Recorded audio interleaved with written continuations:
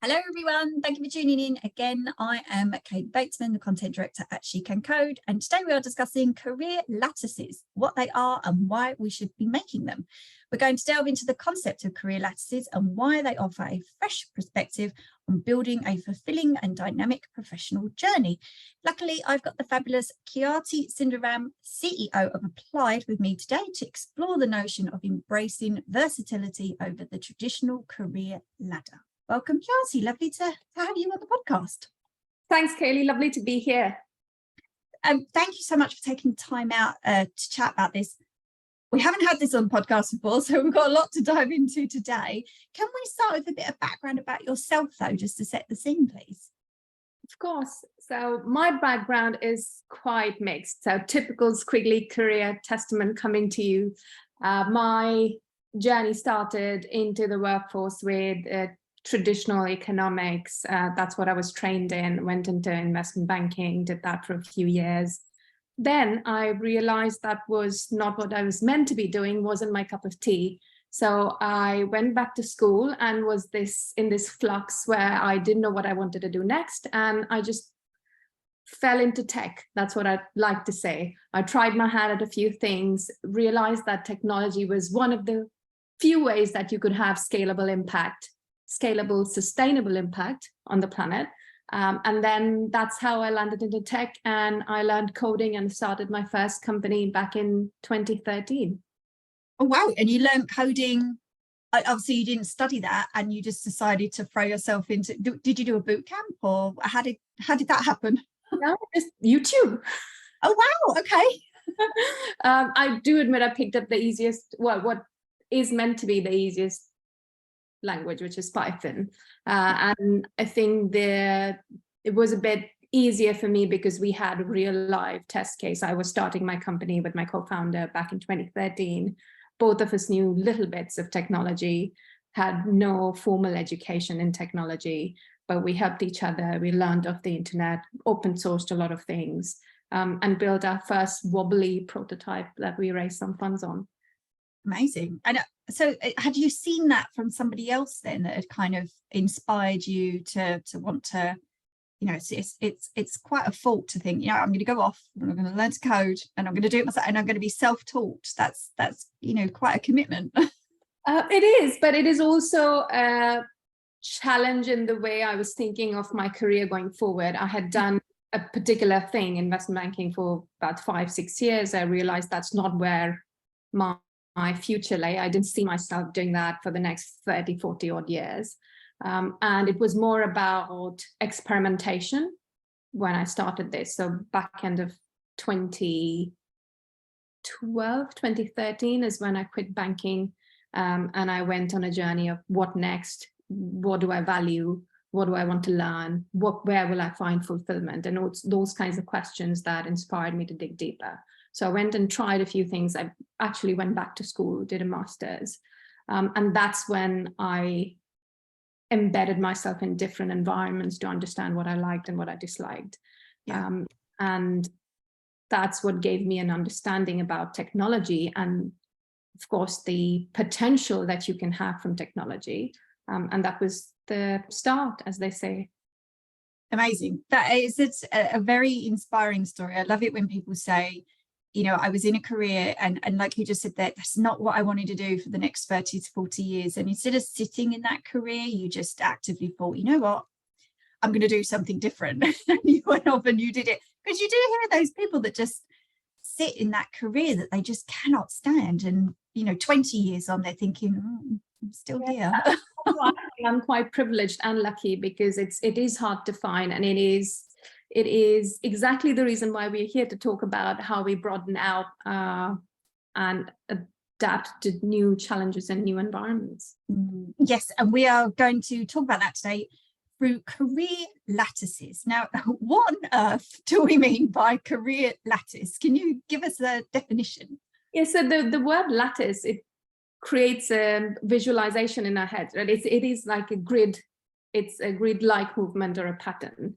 And if you put that in context of a work environment, think old school, think the old types of organizations. Now I'm calling them old because the contrast is the modern organization. The older non-modern organizations, let's call them that, you could only progress a certain way. You would do your work, get promoted continually to the next level up and the next level up. So there was only one way up, and that was what was termed as a ladder. Recently, we know that the needs of these organizations are changing. They're modern organizations, take tech companies, startups even. They have to be more flexible. They evolve very rapidly. And there is a place for non-linear journeys. So this kind of a lattice framework, it allows for sideways, backward, diagonal, any kind of movement that is different to an upwards only movement. And that's what we mean by a lattice. What it does is it allows us to cut across different specialties within a company. It can widen our perspective of how the industries operate. And it basically tells us that the knowledge economy is here to stay because it is so diverse. It's the way we are thinking about career development rather than just going one way up. There are so many different varied ways to go through this. And it's personally very important to me because my entire career is exactly that. Granted, the first 5 to 6 years were typical corporate, but since then, it's been about 10 years now. I've been doing different kinds of things, running my own company, fundraising, product, and all of those different kinds of skills and experiences have now culminated in me running Applied. And it's those kinds of things when you sit back and reflect, it's as if the stars have aligned and the dots have joined to form that pattern and form that ladder effectively, but it's not really a ladder. It is a lattice because it's gone in all different shapes and forms and become squiggly over the years. And only now when I sit back and reflect on it, I see, oh, there was a reason and all of those things have fallen into place for me to be here right now. Yes. I love that. I think as well, we tend to think when you leave university, as you said, there's that ladder. If you go to university or don't, when you leave school, you tend to think that your career projection is going to be up. You're always going to climb a ladder, and you would worry, wouldn't you, if your CV doesn't look that way? Almost because that's what you're used to, seeing people just being promoted or moving up through a company or moving companies. And I wanted to ask you a little bit about why we should be making career lattices, and you just touched upon it there, just the amount of skills that you pick up from doing different things and trying different things. I mean, and personally, I was a journalist when I left university, and then a little bit later in life, I was caring for a parent, and I ended up moving into a copywriter role, and it was just easier for me to be slightly closer to home, and I could, be where I needed to be when I needed to be. But I didn't realize at the time all of the skills that I picked up. Suddenly working with clients and different websites, and I thought all of these. I worked in advertising and branding. I thought all things I had never ever done before, but really helped me when I went to my next role. And as you said, it was like the stars aligned suddenly, and you think, oh, actually, if I hadn't have gone sideways, I hadn't have picked up all of those new things. But I suppose that's one of the main reasons, isn't it, why we should be thinking about making these career lattices? Completely. That's exactly the point. For me, from a candidate's perspective, someone who's newly applying to the workforce, it is giving them the best shot for career development. I mean, as I said, modern organizations, they are intertwined. They have different needs than organizations that was in the 1900s. We place a lot of emphasis on teamwork. We place a lot of emphasis on diverse perspectives. And there's enough and more evidence to say diversity in an organization helps the bottom line, not just, the moral reasons for doing it. And all of those reasons make sense for a candidate to bring different kinds of experience. So moving across, as we call it, sideways, even though I don't particularly find the term appealing, we move across the company, we can get to see and experience different departments, different teams, we can work with different types of people, different roles, and all of those give us a wealth of experience that we would not get had we just been going up and up. And not all companies, that's not always easy at companies, is it? Sometimes it's almost easier to leave a company to try something new, because some companies are a little bit like they don't want you to move to different departments and try new things. It's almost easier just to, unfortunately, move out of a company that you might love and go sideways and then, you know, come back again. I suppose it depends on the company culture, really, doesn't it? It is going back to, and that's really important. I think that you've hit the nail on the head, Kaylee. It is the company culture. It is what kind of employees and what kind of candidates you want to attract and how you think about talent. Yeah.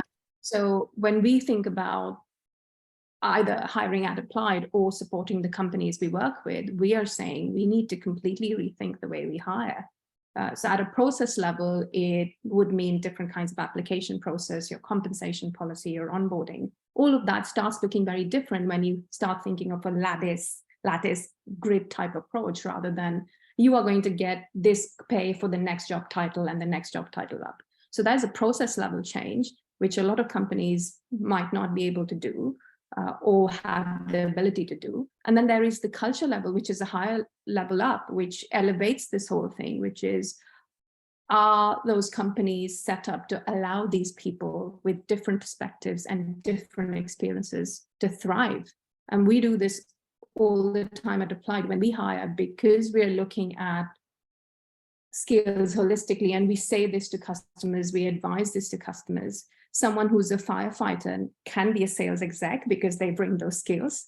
Yep. Someone who's a deep sea diver can become a customer success person because they've done their client-facing relationships and deep sea diving in highly stressful situations. Yep. And we talk about that. We talk about acquiring those skills that are so widely relevant and bringing them to certain jobs. And it is the kind of culture, it goes back to that, is, do we have those cultures in companies? And yes, it is there. We can see that there's a tidal shift towards companies that care about people, that care about culture, and want to retain employees. And you will see that these kinds of jobs and experiences are starting to become the norm in those kinds of organizations. Yes, and as you say, just being open to new talent as well. So, and like you said, you know, you can come from all different backgrounds and bring different skills with you. But if you reach that interview process and, you know, your the interview board is looking at you like you don't have the traditional techie skills to fulfill this role, I suppose it's just, you know, the tech industry is crying out for talent. It's just being open-minded, isn't it, to people with lots of different skill sets. And if the company feels they need to train you up in a certain area to tick all of the boxes, then they need to be willing to do that. If they just think, you know, but actually you have all of the soft skills that tick all the boxes that we need, you might be missing one technical skill because you're taking a sideways step, then they need to fill in that gap, surely. Yeah, and this is my gripe with the industry. I still don't consider myself an HR person because I have fallen into this because of the experiences I have had. But we absolutely, as the industry, do not know how to match people. That Yes. is why we are crying front and center saying, I can't hire, I can't retain, I don't have enough people. That is completely untrue. The truth of the matter is talent exists. We don't know how to screen them. We don't know how to match them as an industry. Right? And it is coming back to that point. How do we take all these different experiences that people have learned and shaped their lives and start putting them into something that is structured and can actually be used as an assessment or screening to contextualize for certain jobs? And that's number one. Even identifying that, people quite often can't identify whether a person has skills, because what is happening is you send a CV out, that CV is read by a recruiter in 10, 15, 20 seconds. If certain words don't hit the eyeballs, the CV is gone. Delete, yeah. That's how it is being done, whether it's a human doing it or some kind of automated system doing it. That is the crux of the issue. And there is no way we can glean what skills person is. We need to rethink what we are reading out of a CV. So even the bits that are written on the CV, we need to start reshaping that and thinking through, what are we getting out of the CV? Can we really understand whether this firefighter can actually work in this tech company? Yes, he can, if you let him and you break the mold of what talent looks like. And once you're past that, then you get to your point, which is, if there are gaps, then yes, we should be training them. But we're not even at the first stage of where letting people in. Yeah. I hear that a lot with ex-military in tech, and it was an area that I used to cover quite a lot when writing the news. And exactly the same thing. Ex-military have wonderful skills, and when you leave, you can sometimes think, I'm not quite sure where I fit on the company ladder, where I fit, which rung I need to go onto, because you might have been a captain in the army and you're not going to go in as a junior when you go into Civvy Street. So, it's kind of that, where do I find my place? And a lot of companies have an onboarding system where, they help you find your place, because good companies know that ex-military, for instance, have really good skills that they bring with them. So why can't they, fill in the gap of what you need them to do? But again, that's a sideways step, and it's just trying to find your place. I mean, you mentioned a little bit there about the employer side. So, getting people in and screening them, hopefully more people making it through than just, going sieving through their CVs and then being deleted. But we're currently experiencing a hustle culture. So on the employee side, how do you in a sideways step is better than climbing the ladder? Well, for candidates, it is hard. As you say, if you're just coming out of university, there is a socialization around it. The socialization is around the corporate ladder. You have to climb it. And therefore, the first place is this kind of debate, this kind of conversation where we start normalizing that that's okay for some people, but not okay for others. So everybody goes through a different journey where different perspectives and different factors are important at different times in their life. Maybe when you're 20, you need to get into the workforce. You're probably viewing the ladder versus lattice less of a debate and a choice, and therefore you take the job. But once you, as a candidate, have the optionality, my view is always going to three things to understand whether you take that sideways step or the same step or the furthest upward step in the same company. And the first thing out of the three things is the framing. For me, it's always sideways or step down, or all of these words and framing. It's from whose perspective, whose definition is it, and whose value is it? And it keeps coming back to me that it is the value or the definition of the recruiter who's not going to look at your CV for even 5 seconds. So why do we place so much emphasis on that? Yes, that's number one. Number two for me is questioning, are we learning new things? So if we are evaluating two opportunities and we think one is up, just a flashier title, maybe with some better pay, and the second is maybe a sideways step or a step down, if you want to call it that, maybe similar titles, similar responsibilities, but it looks like a sideways step. Are we learning more? Do we think we will broaden our perspectives, we'll broaden our skill base? That's point number two. And point number three is, are we taking a flexible approach? So sometimes market forces shifts our hands. So example, recently we've had lots of layoffs with fears of the recessionary market. And if that is such a case where you're forced into a position where you might be forced into taking a sideways step, we can still go back to point number one and two. Point number one, reframe the whole conversation, is whose value, whose definition. It is not sideways. Maybe it is the best thing for you.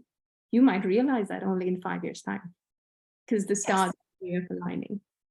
Yes, and a lot of the factors that you touched on there about different points in your life, because you, as you said, in your 20s, you're always just thinking, oh, I'm just going to climb the corporate ladder or whatever it may be. But then you reach a certain time and other things come up and your priorities might change, and it's okay to think, I might need to go sideways, and whether that's, a personal decision of something that's happening, or like yourself, you just suddenly, it dawns on you, this is not what I want to do, and you want to try something new. For me personally, it became about travel. I couldn't travel internationally. And being a journalist, I did that a lot at the time in my 20s. And then all of a sudden you think, well, there's this new priority in my life and I can't travel. So you go sideways. So it really depends on just, different times, different stages in your life. People, they might become parents and they have, completely new priorities. And that it's okay that, that we can do that. I don't think a lot of us, though, I don't think you used the term at the start, wiggly careers, and I've heard this often. Are they becoming the norm? It's not, I suppose the more conversations we hear about it, the more they become normal, won't they? Exactly. And you're right, you're starting to hear these words, as am I. And broad brushstrokes, yes, they are becoming the norm because we are talking about them more and more and more. And I'm seeing that more. So we have 300 customers. We've had about 500,000 candidates through the Applied platform. And we're seeing this not normal, what is not considered in the typical view of talent or the typical recruiter world as normal, coming through more and more. So more people coming through the door that we don't expect them to look a certain way or feel a certain way and have certain experiences. And more people are doing that. And I think it's interesting because there's a push and pull. And the pull factor we've already talked about a little bit, which is the concept of the modern organization, the concept that favors more team mindset, working, sharing, learning with different perspectives. We've already talked about that a little bit. But there is a push factor, which I'm seeing lately, maybe the last year, 2 years, 3 years, is an example of that is if you've seen this anti-work upswell on Reddit. Don't know if you've seen it, but it's really interesting. It is people leaving jobs or being forced to leave jobs and not wanting to work because of the certain constraints in a work environment given to them. Yes. Those are exactly the kind of people who will find their way back into the workforce at some point or the other, doing completely different things for the time they have been quote unquote out of the workforce. And those are the kinds of careers that are becoming normal because they will not follow a standard path. They will not follow the expected path, but they would have gained skills in the middle, in the interim, doing whatever they wish to. And all of those skills as employers, we will have to start valuing and finding a way to bring back and reward in the workforce. And yes, that's and not seeing that as a red flag. If you see that traditionally on a CV, you would think, what on earth happened there? What did that person do? It's kind of not seen as a bonus that you've got these new skills. That's the mindset shift, right? If you think about, again, 50, 100 years ago, average tenure of a person in the organization as we're moving away from the industrial age would be maybe 20, 30, 40 years even.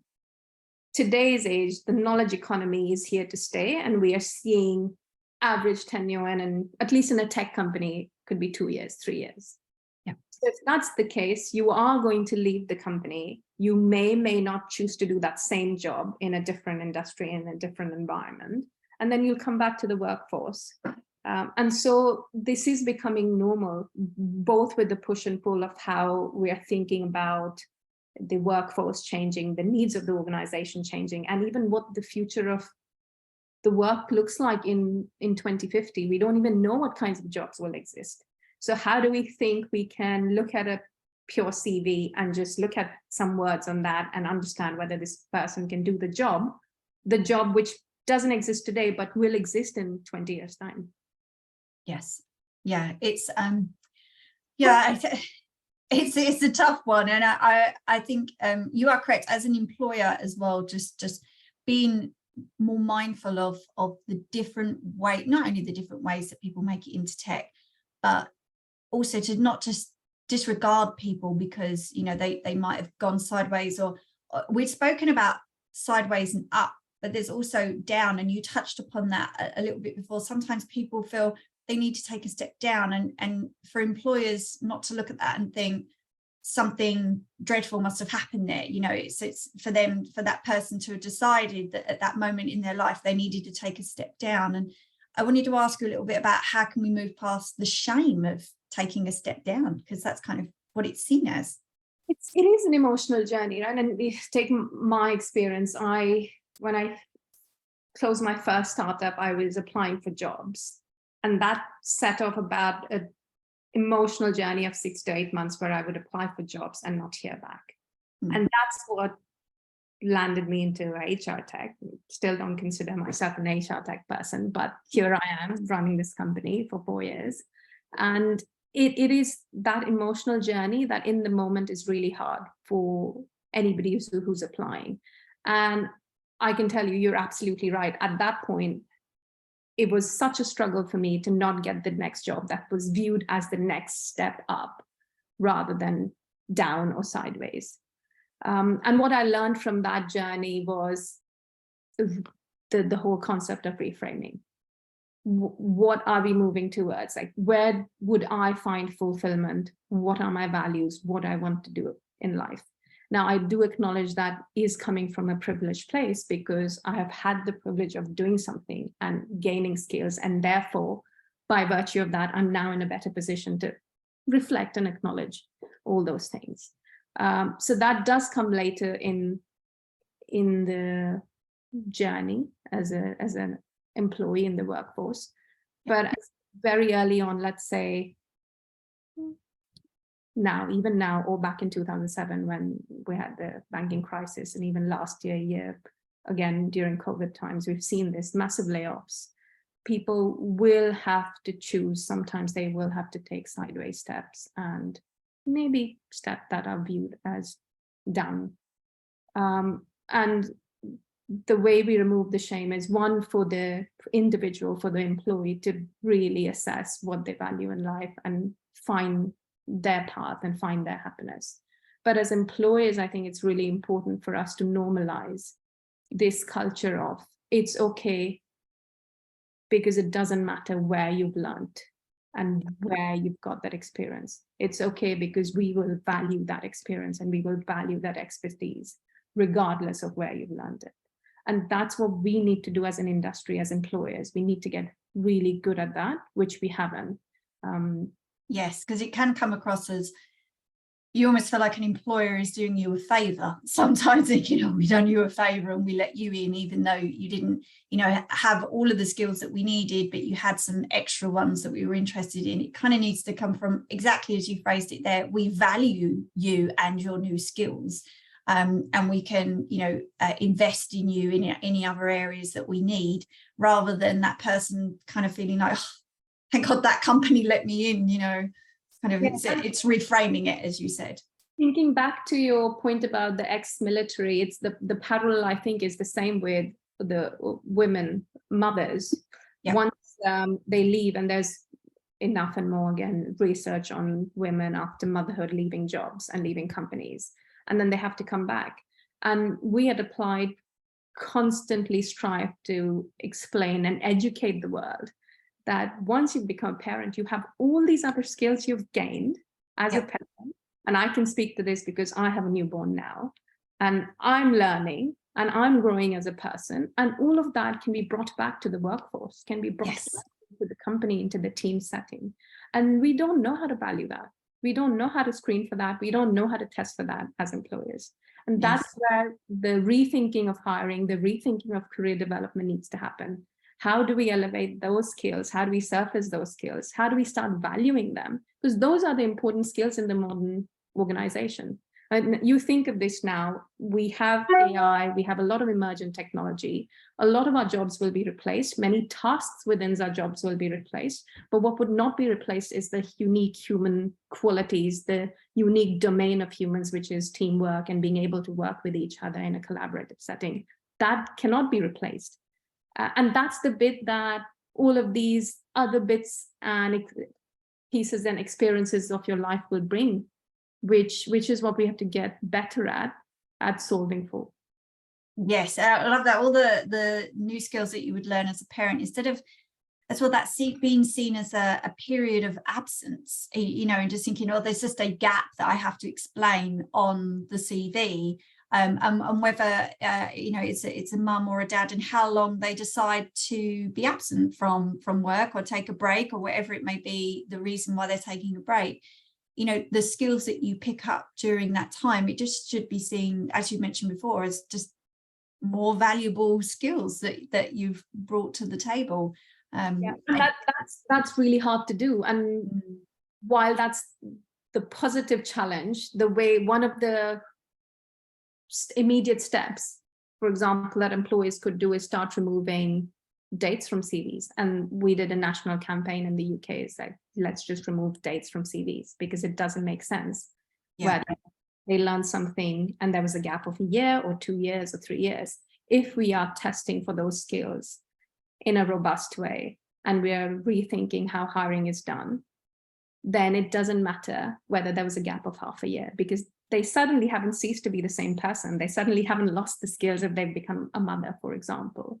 So it is those kinds of steps that we could start taking as employers, but there is still restructuring to be done in how we think of hiring.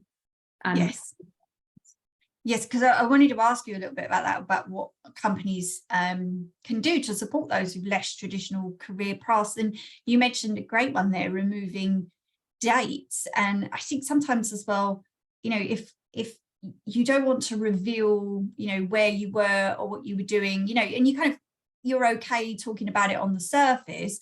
But you're right, you don't have to include all of that sometimes. It's kind of like an employer digging into, wanting to know, well, what were you doing? You think, well, you were off being a parent, or, caring for somebody, or whatever it may be. And just removing those dates makes that so much easier for Such a simple people. thing, but it does change. And it is those biases that we have. There's about 40 years of research that says we index on certain things on that piece of paper, the CV, which is your name, your age, your gender, how many years you've worked in a certain place, and how much you've jumped jobs, etc. All of these, that's because all these biases start firing in our brains, and we start building a stereotype in our head. Now, more often than not, that stereotype is incorrect, and the person can do a better job than we think they can do. Yes. And so if we start removing these tiny pieces of information that have no relevance to the hiring decision, what in scientific terms we call noise, if we start removing all that noise, then what is left with is the meaty bit, is we can start gleaning more important things from the CVs. Can this person actually do the job and thrive in the job? Yes, because people do worry, and I've had conversations on here before with ladies who have said, would you stick out a job if you really disliked it, if you felt like, I made a wrong decision, I did something I shouldn't have done, whether you started your own business and or you moved to a business that just wasn't for you, and you thought, oh, I made the wrong turn. Would you stay at that company because you were worried that, on your CV, it looks like you've exited too fast, and stick that out? But actually, you could really damage your mental health in the time being. Or would you just exit and try something else? And then you have to almost explain to, future employers what you were doing and why you did that. And it's almost just having to be honest and say, what, I tried something and I took a wrong turn. And sometimes, but as you said, if you're being screened and you're not being screened by a human, they're not going to pick that out. You're not going to be able to say, I made a mistake, I tried something new, and they're not going to see that, are they?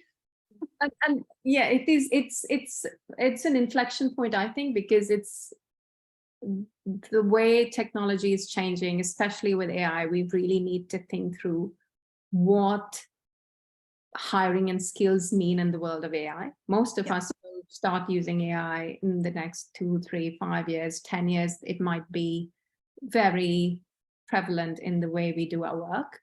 And therefore, certain skills and jobs that are uniquely positioned for humans, that's what we need to start testing for. And in that context, if you think about whether this person was away from the workforce for 9 months or 12 months, it doesn't really matter. It absolutely ceases to matter at that point. And so it is starting that conversation today to normalize it for the world, to make sure that we are starting to bring in all of these different facets and experiences and talking about them. And then just the understanding that skills are transferable. They don't have to fit a certain mold. It doesn't have to be that the same person did that same job in the same type of company throughout their life. They can work in any other job as long as those skills can be transferred into this new job. Yes. And that can happen as well at any point in your career. We have a lot of ladies on here, especially on our live events. They always throw in the question, is it ever too late to change direction in your career? Is that something? I can see you shaking your head. No. Never. It's never too late.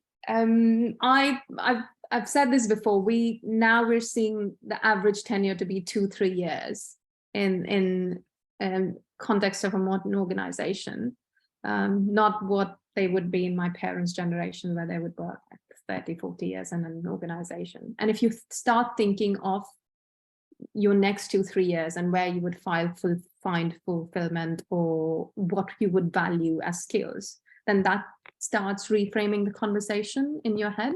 And that's what I do. That's easier to do, because then you can break it down and you can start looking at what can I really learn. And I always say this to everybody I work with: you learn or love the job 9 out of 10 days, otherwise you leave. Yes. If you're not loving it, you're not learning, then it's time to go and you find something else. And a lot of times people like me, I've seen them, we step out and we're like, okay, don't know what we'll do next. And that's when the squiggly careers get reinforced, squiggly or wiggly, or whatever we want to call it. Yes.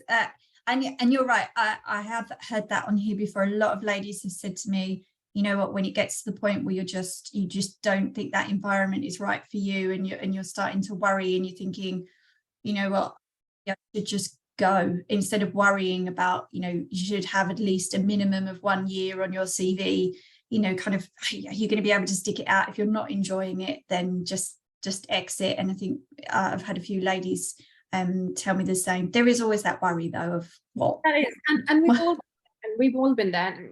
And if I were 20 right now, I would still have that worry. And yeah, so we've all been there. But if I ask the other question, the flip side is, what if in 2-3 years time employers stop asking for dates on CVs? Then you sticking in a job that you're not finding fulfillment for a year at the cost of your mental health, it's a little too late, because it doesn't affect anybody negative. It affects you as a person negatively, but it doesn't really affect anybody, because that would be disregarded in CV. So, and you could have just been using that time to learn something new. Yeah, that you would find fulfilling or rewarding. Yes. So it's important to go back to those 3 questions. That for me, it's always reframing is whose definition, whose lives are we living? It's that step down, step up. It's someone's definition. It might not be true for everybody, but we are forced and constrained by that. So it's reframing that. And then, of course, what are we learning and how flexible are we? And if we think of those 3 things, quite often you will find a solution to the problem or find the next step for our careers. Yes, definitely. And we are almost out of time, but I wanted to ask you one last thing.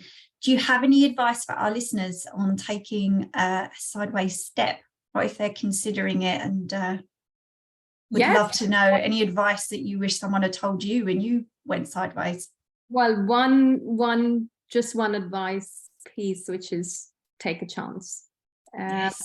Especially when one is new to the workforce. When I was younger, and I wish someone had told me at 18 that you could try 5 different jobs in 5 years, and you know what, nothing would change. Well, you'd probably learn more things, but nothing would change when you were 40 or 50 or 60, because you would have learned new things. And we quite often forget that the lifespan, as they say, the days are long and life's short. We quite forget that. And so recontextualizing for that, telling ourselves that we can try all these new things, especially when people are joining the workforce, and then see where their true happiness lies. Yes, I love that. And to continue as an industry to share stories like yours and others about, it's okay to move around, and people are still happy. I mean, they get ups and downs, but people ultimately are hopefully happy in the end. So Yeah, it's wonderful advice to end today on, because we are already out of time. Thank you so much for joining me today. It's been so interesting to hear your own journey, and I'm sure our listeners are going to find it so useful as well, to hear about career lattices, which is a new term for me. So thank you so much. Well, thank you for having me. It was a fantastic conversation. Thank you. And for all our listeners, thank you so much for always for joining us, and we hope to see you again next time.